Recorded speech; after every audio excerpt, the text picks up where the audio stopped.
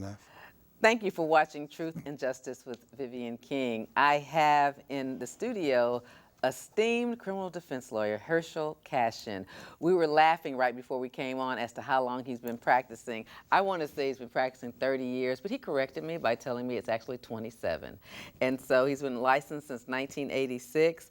Herschel is one of the people that we know has most of the answers down at the courthouse. Oh, Us, thank you. us other lawyers always say, Herschel, what's the answer to this question? And he mentors a lot of young lawyers, and I'm excited to have him in the studio to talk about a motion to suppress that he won today. So we're going to talk about that. A person has a right to challenge a traffic stop or a search or seizure of their car, their property, their home, or their residence, or their apartment.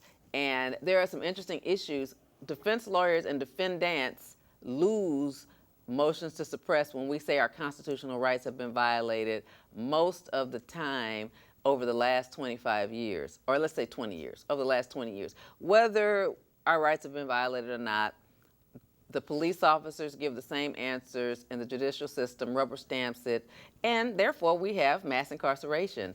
One of the reasons why we have so many people, I would think that more than half of the people in prison on drug offenses happen from a simple traffic stop. Not that they were being a menace to society, not that they were being violent, that they just happened to be stopped by a police officer that just happened to search their car.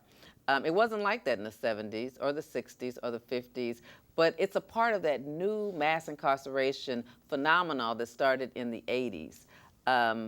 That's in the news a lot right now, and I think it'll be talked about for the next 2 or 3 years during this next election cycle in 2016, because Congress created those sentencing guidelines, I believe the ones that hurt us so badly in 1984. Those are the ones that President Clinton signed into law after Congress enacted it. But that's probably a little more information than you want to know. So let's just talk about a simple traffic stop. And one of the things young people are dealing with these days is, especially my daughter's age, who's 20, a 20-year-old black female gets stopped for a traffic citation. She probably just gets a ticket, my daughter.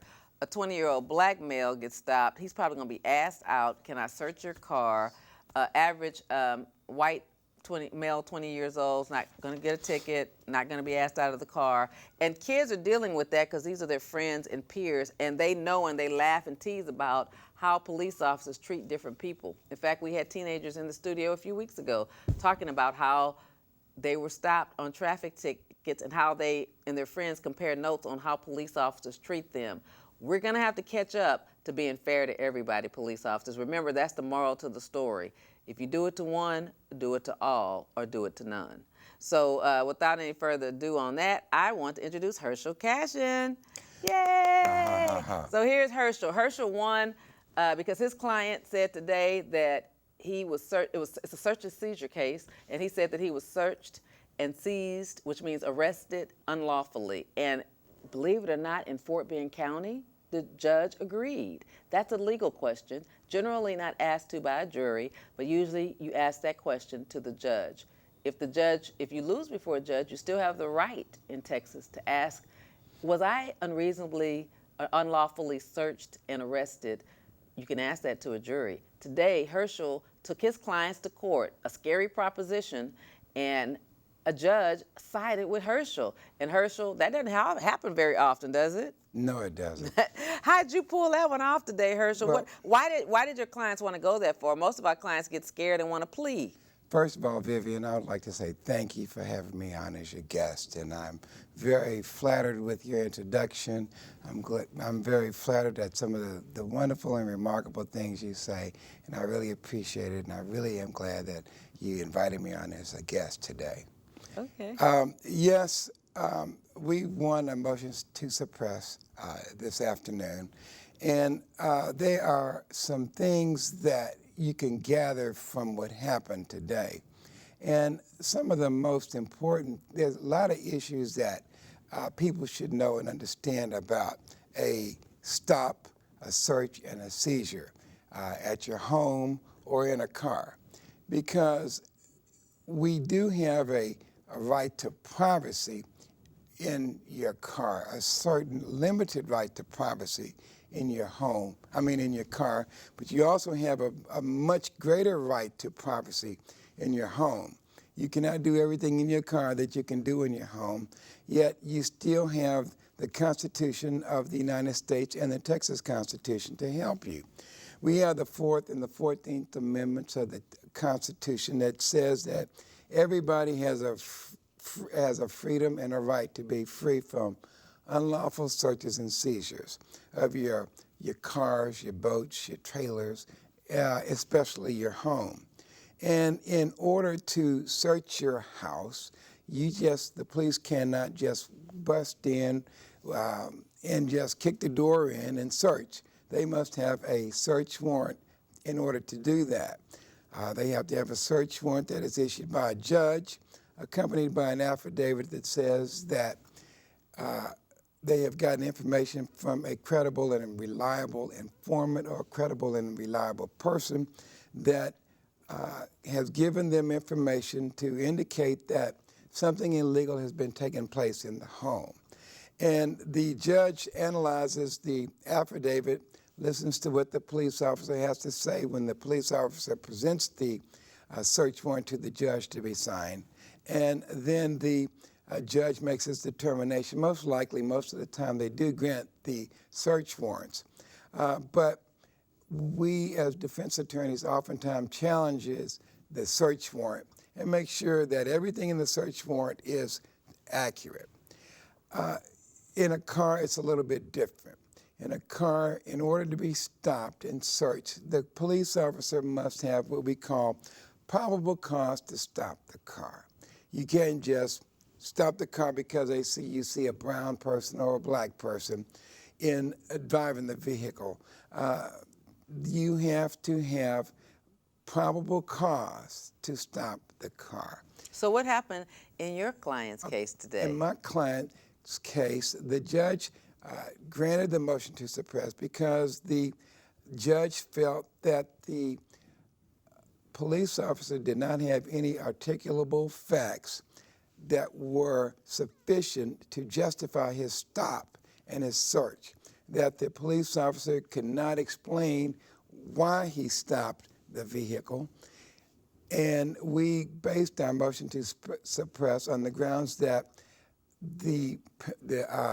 my client had indicated to the police officer when he asked the police officer, "Why did you stop us?" The officer said, "Because we thought you all were Mexicans heading south with money." Oftentimes in Fort Bend County, they'll stop you because they feel that if you're going north on Highway 59, they may feel that you are bringing drugs back to the city from Mexico. If you're traveling south on 59, they feel that you're bringing cash back. And they patrol this area in Fort Bend County on a regular basis. Now, what part of 59 was it? What exit was it near, if you remember? Was it in the Richmond area? It was between. You got me there. Do you remember if it was 59 and that 99 intersection? It's where the highway goes into a two-lane. It's in Fort Bend. It's south in Fort Bend. It might be more closer to Richmond. Yeah, closer to Richmond, I believe. Wow. So do you remember what the police report's version of it? Well, what happened was the police officer wrote a very, very short version that he wrote about 3 months ago. And what happened was the police officer, my client's version is that the police officer saw them as they were going south on 59. My client was a passenger in the vehicle. And he is a light-skinned, light-complexioned gentleman, and his father is a brown-skinned complexion that looks Hispanic, although they are both black. And the officers saw them traveling south on 59, and he said, after he had arrested my client, he asked my client asked him why he was stopped and arrested or stopped, and he said, "Because we thought you all were Mexicans heading to Mexico." And but that is not probable cause, a sufficient probable cause to stop a car. You have to have a better reason than that. Maybe if you are weaving, or your headlights are out, or he tried to say that he was speeding, but we refuted that question because of this how slow the traffic was moving around this particular police officer, because the traffic naturally slows down when you see a police officer's vehicle coming and the traffic gets slowed down. And it gave the police officer an opportunity to see inside of the vehicle that had no tint, and they thought they were Hispanic. And as it turned out, they were not Hispanic. They were not going to Mexico, and they did not have any money. But let me just tell you this. But my client did have a warrant and did have some marijuana in his shoe. But he is the passenger, so the driver. Yes. So when the police go to the car, they should go to the driver first. Correct. What did the officers say that they did say it to the driver? Okay. He asked the driver for his identification, his driver's license and his registration. But also, I want to get into the issue of standing. And standing is whether or not the passenger in the vehicle can say, can assert the constitutional right to be free from unlawful searches and seizure, because you have to have standing in order to challenge the stop or the search. For example, if you are visiting somebody's house and then the police break into the house and they go through your purse or they go through something and find some contraband, then you have to overcome the question of whether or not you have standing to assert the constitutional right of the owner to the house. And so the question of standing comes up, and there is case law that indicates that a passenger does have standing to challenge the stop and the search and the seizure. And in this case, because my client had a warrant out for his arrest, he was taken to jail, and they found some drugs in his shoe. And he was arrested and charged with drugs in his shoe. The police officers, there was a warrant out for his arrest for traffic citations that he did not take care of in 2007.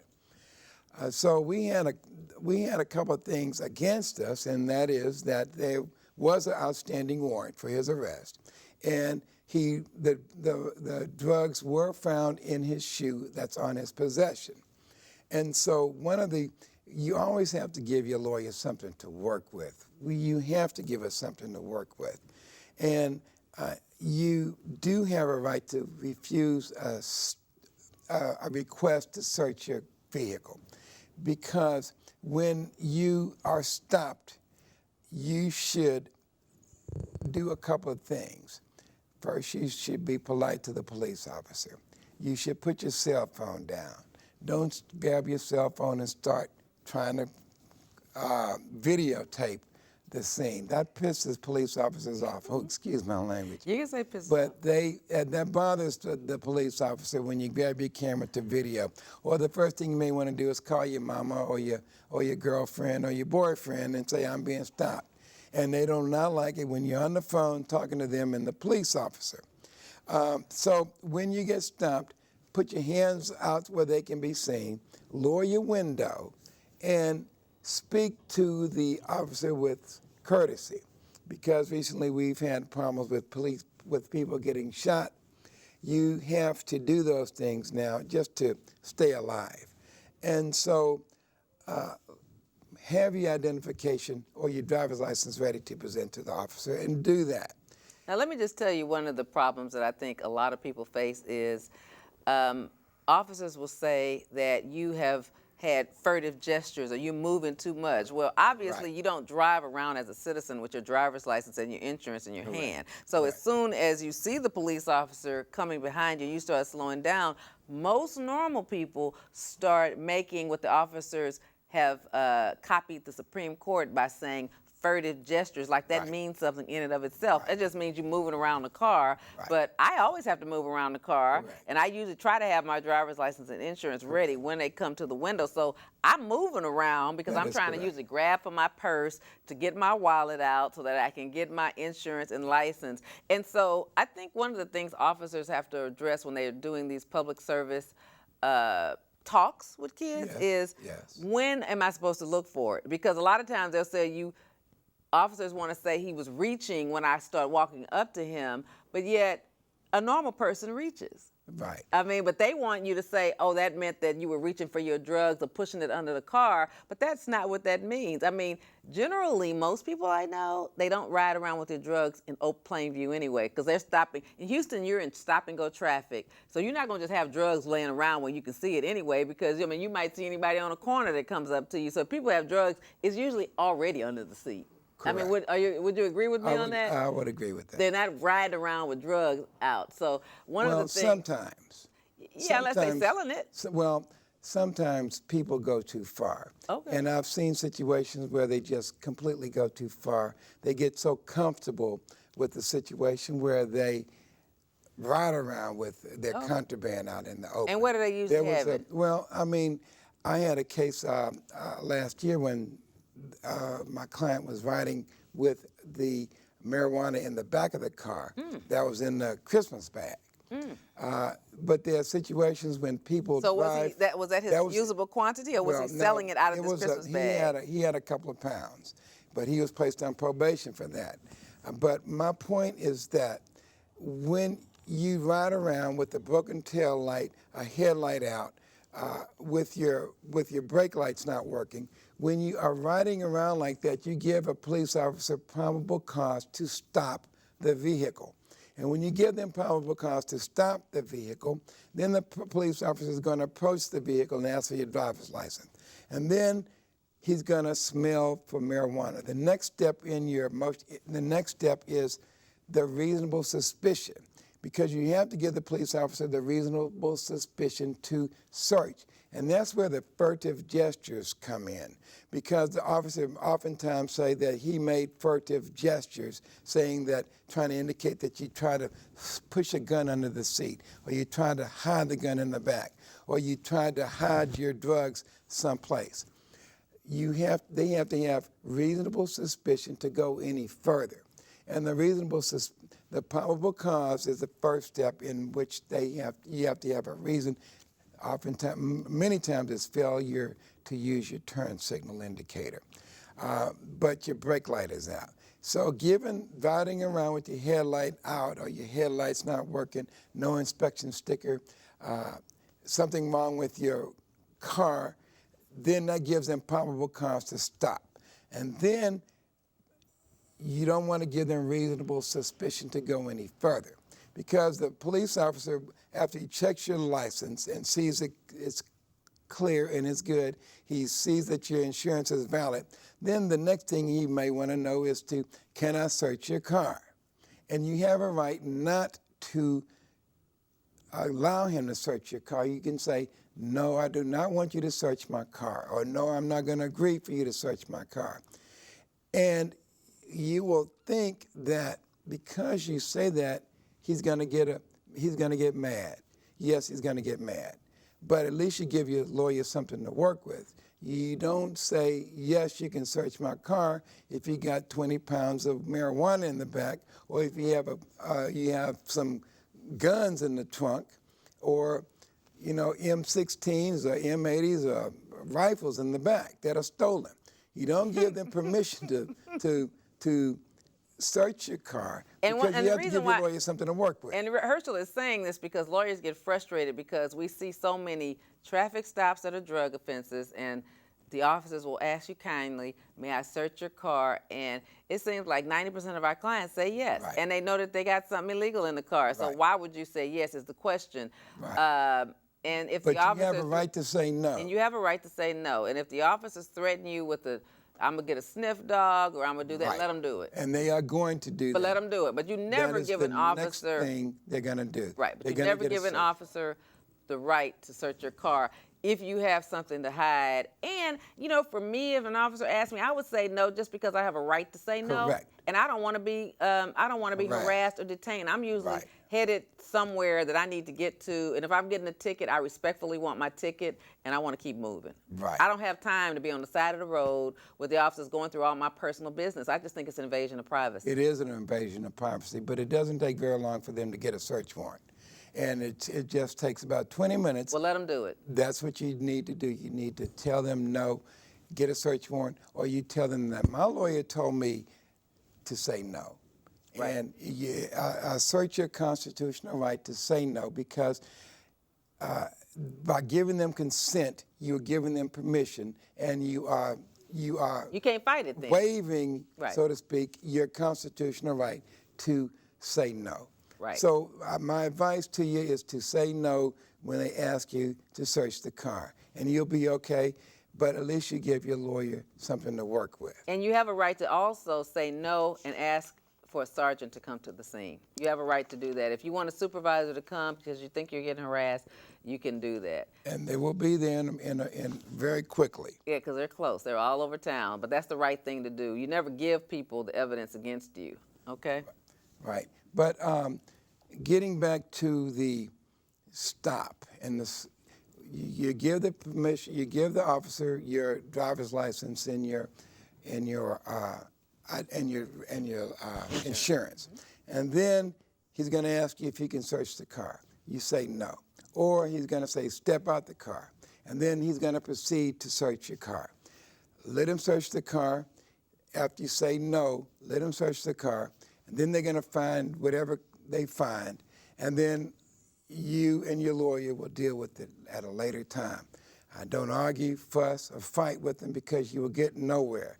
Don't try to run, because you're going to get another case. So you just have to, at that point, you just have to kind of go with the flow and just ride it out. You may beat the rap, but you won't beat the ride. Right. You Just may accept the ride. You may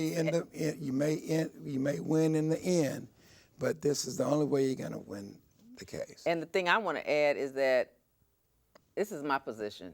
If you're bad enough to ride around with dope in the car, you need to be bad enough to take that ride to the jail, because it's illegal to have anything in the car. So you can't get away with that. So if you do it and the officers find it, just take the ride, be polite, respect police officers, but do tell them no, that they cannot search, because generally they don't have the probable cause to search your car. They will always, if they find weed, say it smelled like weed, to back into the probable cause, but don't smoke weed in the car. That's illegal. You're giving the officers a right to search your car if you do that.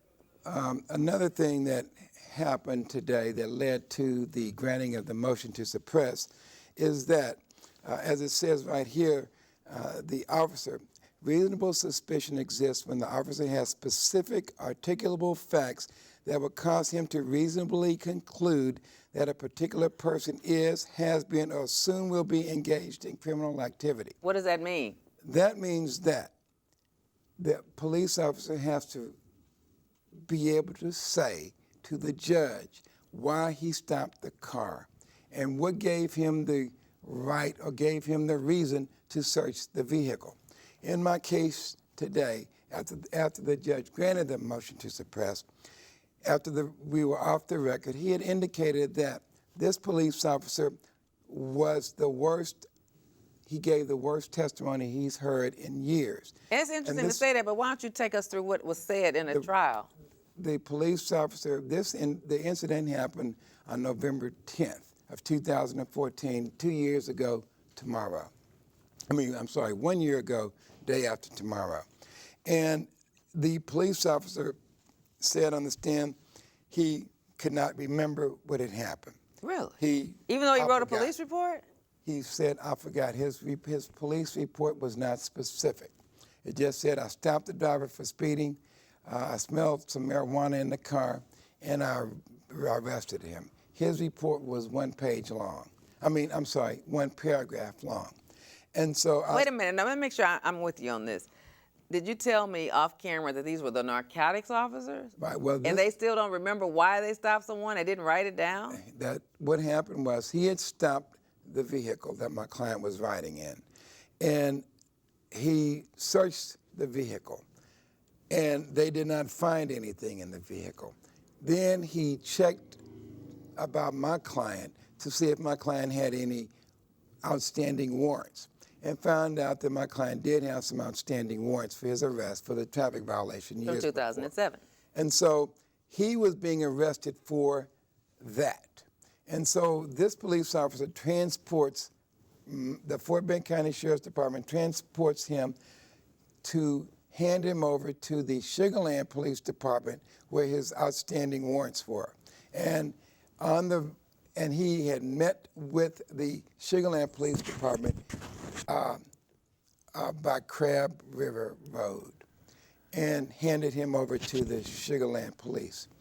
And during the ride from the stop scene to Crab River Road, that's when the police officer said that I stopped you all because we thought you all were Mexicans. Now, did anyone testify to that in court? yes. Who did? The defendant did. My client testified just to that. Did your client have any other prior arrest record? Yes, he did, but we did not get into that because I objected, and it was sustained because it was not really relevant to the stop, search, and the seizure that we were arguing over. And he was, they did not have, oh yes, he had kept saying that he forgot what had happened. He cannot recall what had happened. He did not recall, he made a big mistake when he says that he had pulled them over and they pulled over to the right side of the road. He had pulled my client, well, the driver had pulled to the left side of the road. And the police officer said, well, I approached the vehicle from the passenger side because I was away from traffic. However, because the driver had pulled over to the left side of the road, he had approached from the driver's side. And when he could not remember those facts, then it made him look bad in front of the judge. He cannot recall the search of the vehicle. He cannot recall that the driver's daughter was in the car. He cannot recall. Was she a minor or a child? She was 7 years old. 7. 7. And so he cannot, he stated that he cannot recall almost everything of the incident. Now that's so unusual that the prosecutor didn't go over the facts with the cop before he got on the witness stand. I think what had happened was it caught the prosecutor off guard. What did? The whole motion to suppress. Well, it was said. Well, it was said, but I don't know why he didn't go over it. I mean, that doesn't make sense if you Right. know that he had to subpoena the witness. He could have and he should have, but he didn't. Evidently, did not go over these things with the officer. But these are things that a lot of times when you do a motion to suppress, you take a chance. You roll the dice. Clients want you to give them a percentage, like, am I going to win? I can't guarantee them I'm going to win. It's against the state bar rules that you're going to guarantee that you're going to win. You cannot guarantee that you're going to win a jury trial because you just can't do that. But you can say that your chances might be good, it might be likely that you will win. So I lost my train of thought. Well, you were trying to talk about what the percentages that your client wanted, and your client wanted to say whether y'all were going to win or not because you roll the dice when you go to trial. Yes, you do, and you take your chance, but you still have to be brave. And we did not know that the police officer was going to get on the stand and say that he cannot remember. And we did not know that the police officer could not come up with any articulable facts or And so let me reasons just why make he sure I was stopped. understand this. The driver didn't go to jail. That is correct. Because the driver, the cop searched the car, couldn't find anything. Right. Did the officer even admit that he searched the car? The officer could not remember. Whether he searched it or not? He could not remember the incident occurring. And that was part of my final argument about how... Let me just stop you first. Was there only one officer to testify or two? There was, the second officer testified. The second officer was the officer that picked him up and transported him to the jail and found the drugs in his shoe. Gotcha. And so the prosecution put him on to show that he had been picked up from the Crab River Tree Turnaround Road and taken him to and transported him to the jail, and that's where he's the one that found the drugs on him. And so because he could not remember, it made him look really bad before the judge. And as I just read, as I read to you, you have to have articulable facts, or you must be able to tell the judge or a jury why you're stopping someone.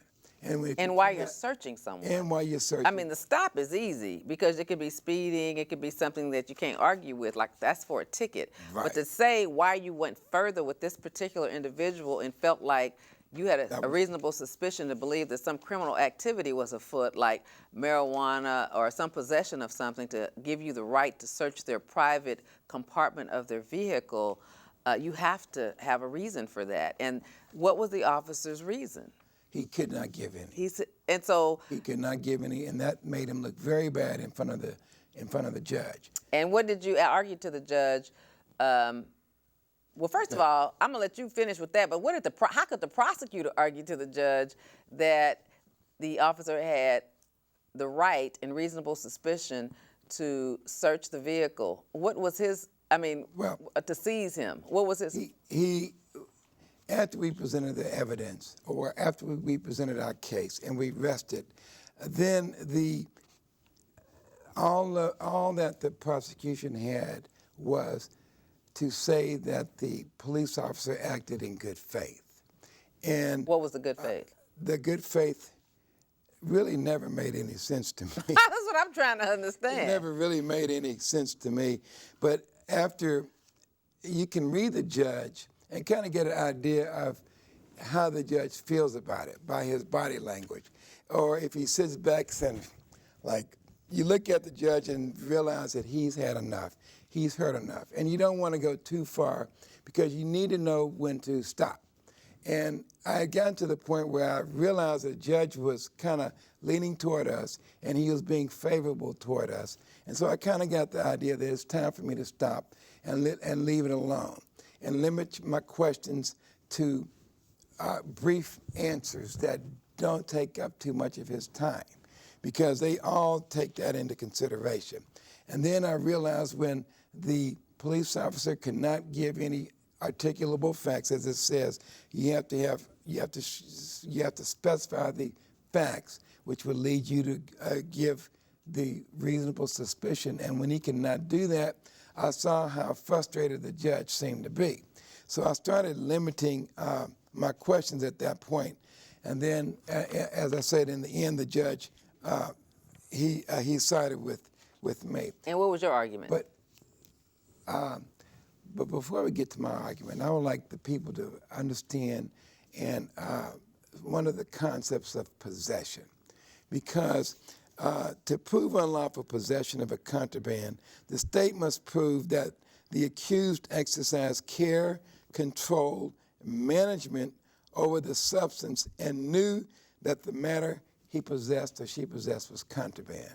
That is one thing that we would like the audience to know about a possession case, because you have to exercise care, custody, and control. Well, your client did because it was in his sock. That's right, because it was in his sock.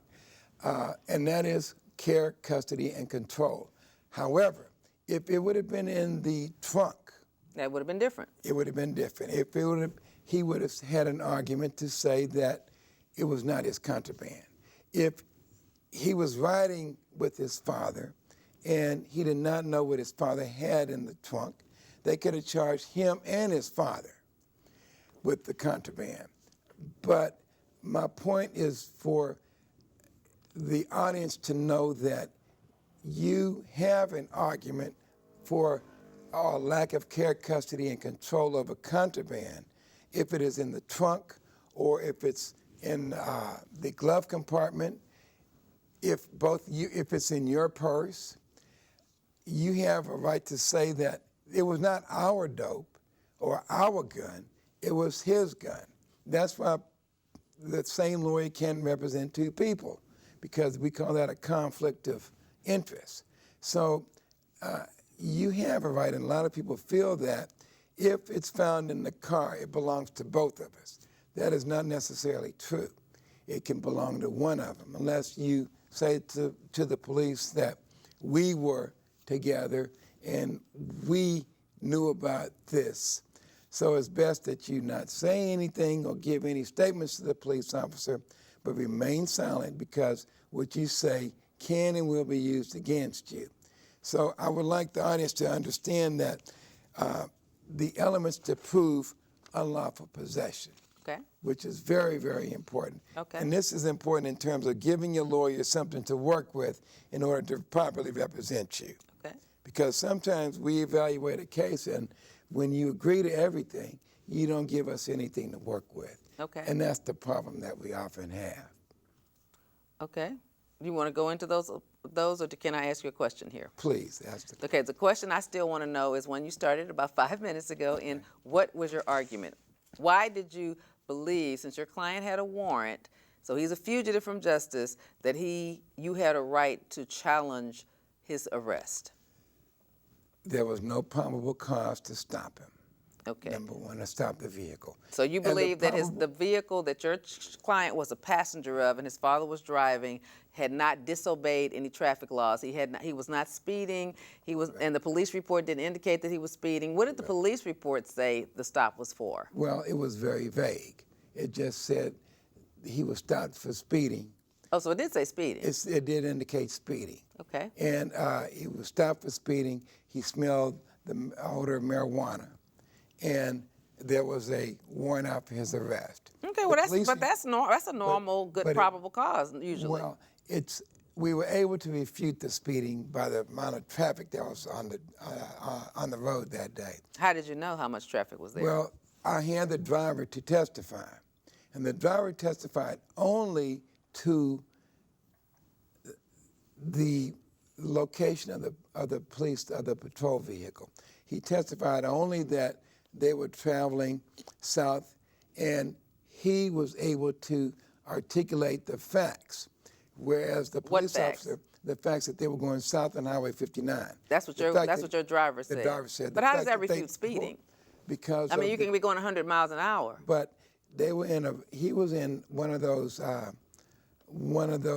SUV patrol vehicles that they have nowadays. They have the patrol vehicles, the SUVs with the dark tinted windows that are real black.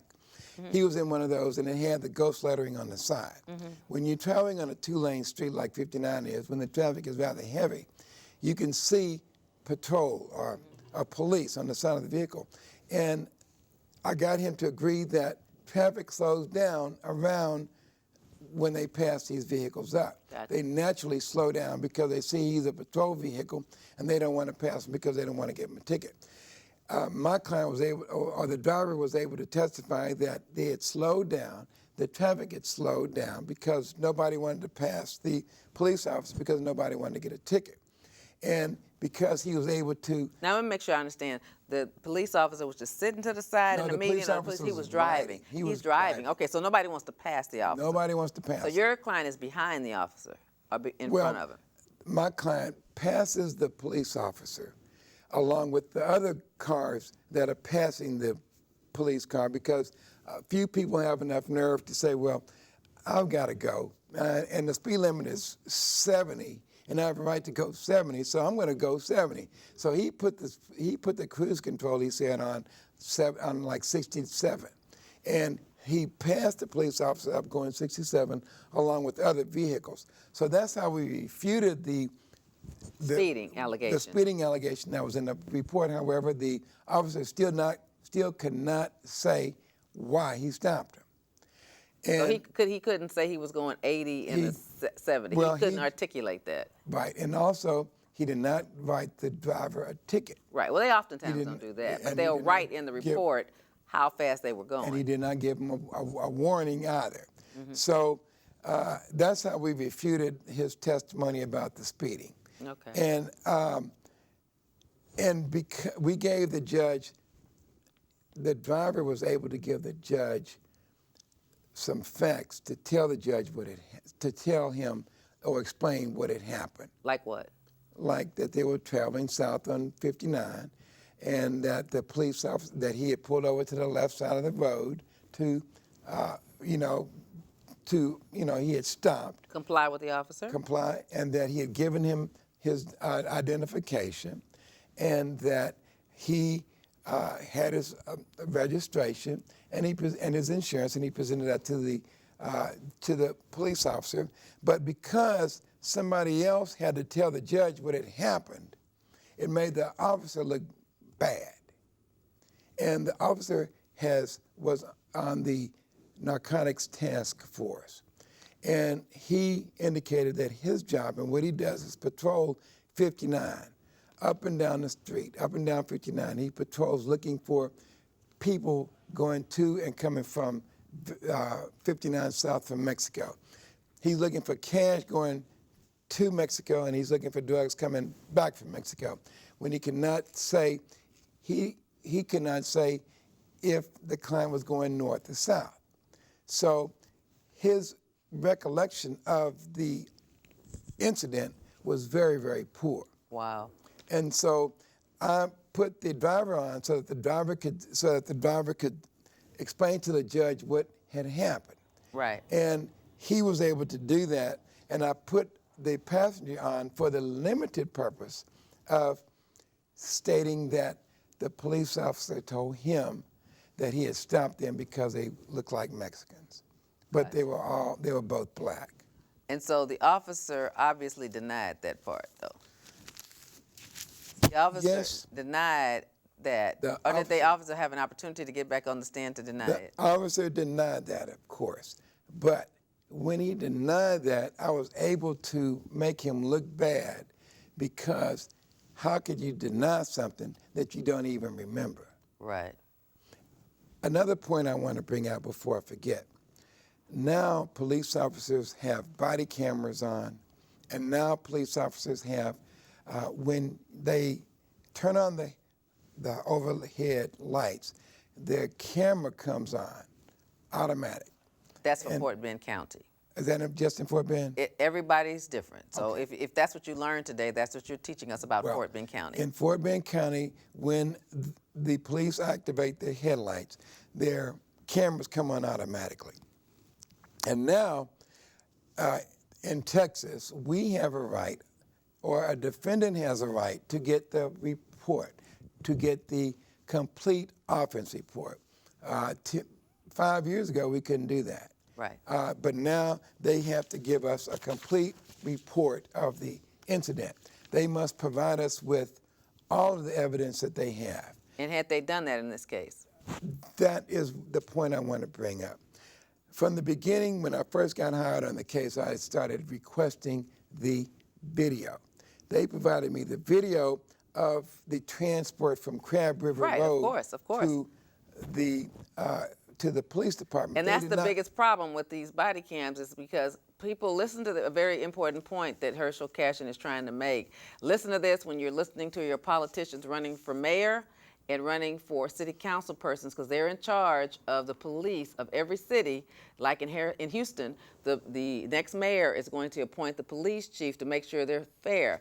Now, we think that these body cams, because the people want it so that we can see it, is going to show everything from the time of the stop. But as defense lawyers, Houston police officers have body cams, but we can never find the body cams we need. It's like they mysteriously disappeared. I'm working on one right now where the cops came in on my client with a warrant into the house, killed up dogs that the family had had for 10 and 15 years, dogs that were docile, that wouldn't have hurt anybody, just to break their heart and to show that they could shoot. But we can't find that surveillance video. The DAs can't find the damn video. Correct. And so the things that are incriminating to show how unfair police officers are being to people are mysteriously not there. So what happened today with you? So I put it on the record, just in case we had lost. I put on the record the fact that I had not been provided a copy of the stop, because they, from the first, my first appearance, I had been asking for the video. But you never said that the police report had a video. Well, because you said it was short and it didn't have that in there. No, I said the report was short. Oh, okay, but it did show that they had a body cam? No, you're kidding. Okay, I'm just asking. Because they're supposed to write that in the report too. That's why I'm saying that was not in the report. Okay. Okay, that was not in the report. But when I was examining the police officer, he had told me that the camera comes on when he activates his lights. This video had disappeared. We didn't have it. And he admitted it disappeared. He admitted that he didn't. He said that after 90 days, if it is not requested, then he didn't get exact, but he says it goes someplace. And I said it goes to Videoland. So I mean, but if goes it's to for the video stop land. and the case is set for trial and it's still pending, I mean, evidence is supposed to remain Right. until the case is over. But I had been asking for the video every appearance, and I did not have the video, and so I was establishing for the record about it could have been what we call exculpatory, which means it may be in favor of my client. And also, what I was really looking for was the statement in the police car Right. from the scene to Crab River turnaround. I was trying to get the audio of So you could what hear took what place. the officer said that Right. they looked like, they thought they were Mexicans. Right, of course. And so, but I put on the record that I was not provided the video, although at one time they had it, but then they didn't have it anymore. So that's one other thing that the people should realize is that police officers or at least in Fort Bend County, the video turns on when the lights are activated. And so how did the judge, when he did his ruling, talk about the video? Did he give any weight to the video? The judge was so outdone with the officer's lack of, he could not recall what had happened.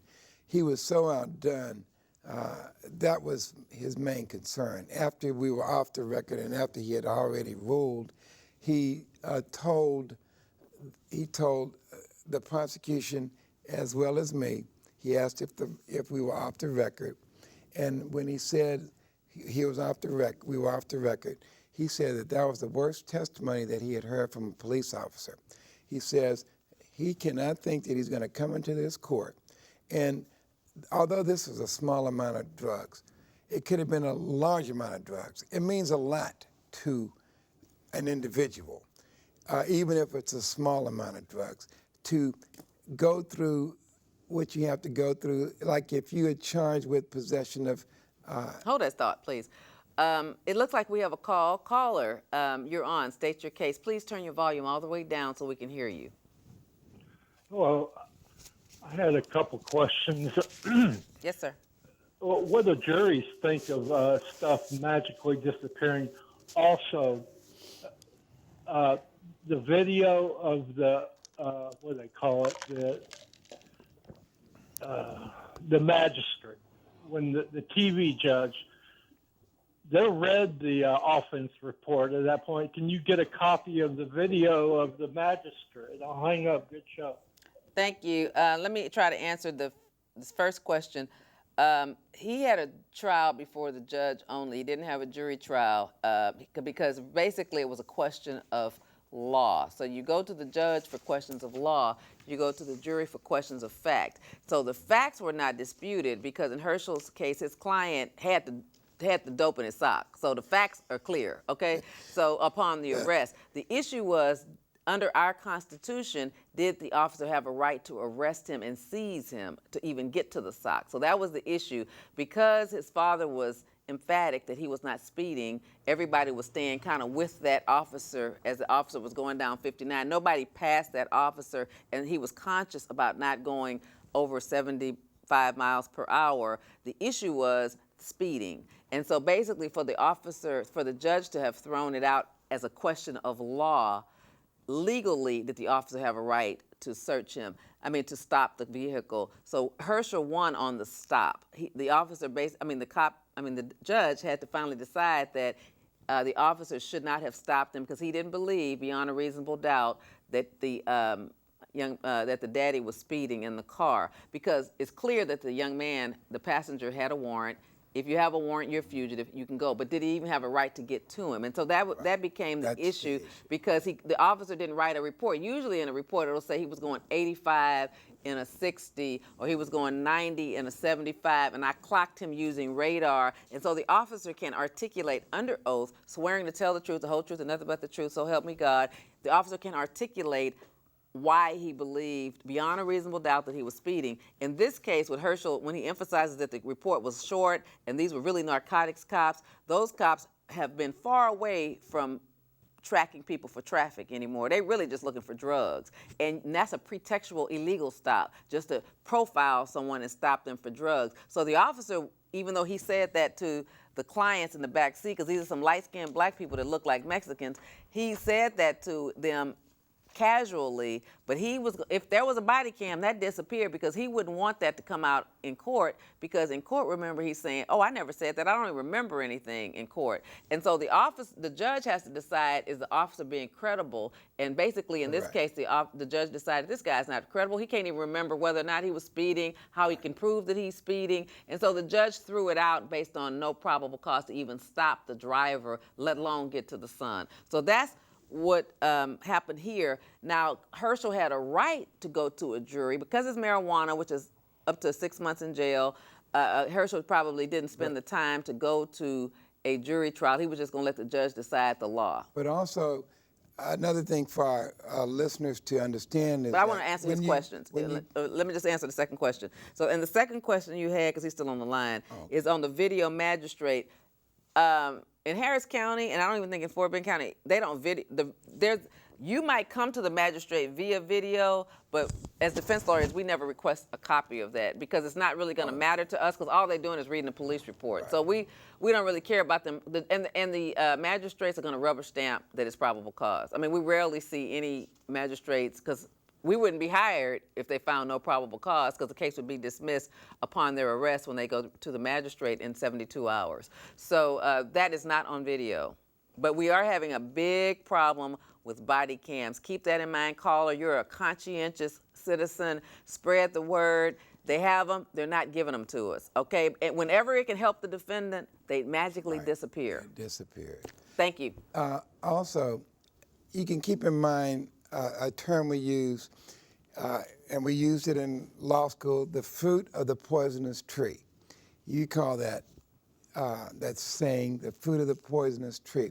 And that's how I concluded my argument with the judge today, because although the client had the warrant out for his arrest, although the client had the drugs in his sock, it was thrown out because it's considered fruits of the poisonous tree. And if the initial stop is tainted, if it's bad, damaged, it's wrong, if it's bad, everything's everything bad. Comes from this tree is bad. All the fruit from this poisonous tree. So what the Supreme Court called it the fruit of the poisonous tree when they're trying to interpret the Constitution many years ago, I think maybe in the 70s, and it was the fruit of the poisonous tree. So if the police officer is bad, if the stop is bad, that means that's a bad tree. It's a poisonous tree, and everything all the fruit that's bared from that tree is bad, and you got to throw it all out. And that's where we're asking for our constitutional rights. But let me just tell you this out of an interesting fact, caller. The state of Texas has a right to appeal that decision, and when you hear that only 0.01% of all cases are reversed, more than half of those are where the state appeals. So the state has a right to appeal this case, and the Court of Appeals will usually side with the state and reverse it and then convict the guy afterwards. That happens all the time. It doesn't sound like that would happen in this case, because it doesn't sound like the officer gave enough facts to even support a reversal. But the state gets a right in a motion to suppress hearing, which is a question of law only, within 15 days after the conviction. So between now and 15 days, Herschel really has to sweat bullets to hope that the state of Texas doesn't appeal that decision. Because if they do, then his client then has to bear the expense of hiring a lawyer to answer the state's appeal. And the state is Goliath. They have, they have unlimited resources. They have someone making over $100,000 a year to write that appeal that is getting paid insurance and benefits, where I pay $800 a month insurance for me and my daughter that I got to get somebody to pay me to do, and he has to do the same thing to take care of his family. So I'm just letting you know that it's a big burden, expensive burden for a citizen, because the citizen is going to have to pay Herschel or another appellate lawyer to fight that if the state chooses to appeal the judge siding with Herschel's client. Let me add this, now that you mentioned that. After the hearing, after the judge had ruled, he called me and the prosecution up to the bench, and he told the prosecutor that you can appeal this if you'd like, but that was the worst testimony I've heard from a police officer. So that's the judge trying to sway the prosecutor on saying I think that'll be a waste of taxpayer money. Although I recognize as the judge, I'm not the DA, and there's an elected DA, and if that elected DA chooses to appeal and use the state's resources, they can. But I would just hope, as another elected official, a former elected official, because I think this judge was a retired judge in his 70s that Herschel went before. He said he's basically kind of telling the DAs, please don't use your resources. And one of the problems we have with our DAs is sometimes they're young and they're emotional and they're not honest. An honest DA would know that probable cause was bad and they shouldn't have even gone forward. This is a case that should have been dismissed. We have 1 minute. Let's keep our law enforcement honest and let's use our resources for crimes that and people that we're all afraid of, not someone who has marijuana in their shoe that's obviously a joint, a usable quantity. So thank you for calling in, and I hope I answered your question if you're still there. And thank you very much for having me on. So we have 1 minute. So we were going to actually talk about something else tonight. We were going to talk about domestic violence because we're coming upon the holidays, and it appears sometimes that people's nerves get bad, and maybe people have jobs that are too stressful, or they're frustrated and angry and don't have a job, and spouses. There's a lot more domestic violence around this time. So since Herschel had this great victory just this afternoon, I wanted to celebrate and praise it and see what we could learn from that. But hopefully, this is October, maybe in November, we'll try to have a segment where we talk about domestic violence since it heats up during this time and ask our citizenry to calm down. And young people, if you're watching and you get upset with your girlfriend, your boyfriend, your spouse, walk away. It's a lot cheaper. Walk away. Just walk away. It's a lot cheaper. Enjoy your holidays. Enjoy your holidays. Don't be locked up for the holidays. We don't want that. Walk away, because this is the time of year that people get mad, they get drunk, they get high, and they take it out on the ones they love. Walk away. And remember, you can say no to the police officers when they ask you, can I search your car? Absolutely. You can say no to the police officers. You can ask for a supervisor. Harrison says don't turn your phone on. I think you ought to turn it on, but I think you ought to turn it on when it's kind of under your leg, when the officer's walking up. Just have it on just because you're recording the volume, just in case they say something to you. But I think you ought to have it on if you can remember. But anyway, we congratulate Herschel again. You have a constitutional right to say no and to be left alone. But better yet, be a good citizen and leave those drugs alone. Leave it alone. Leave those drugs alone. Good night. Thank you for watching. Good night. Thank you for tuning in again. Tonight we have something really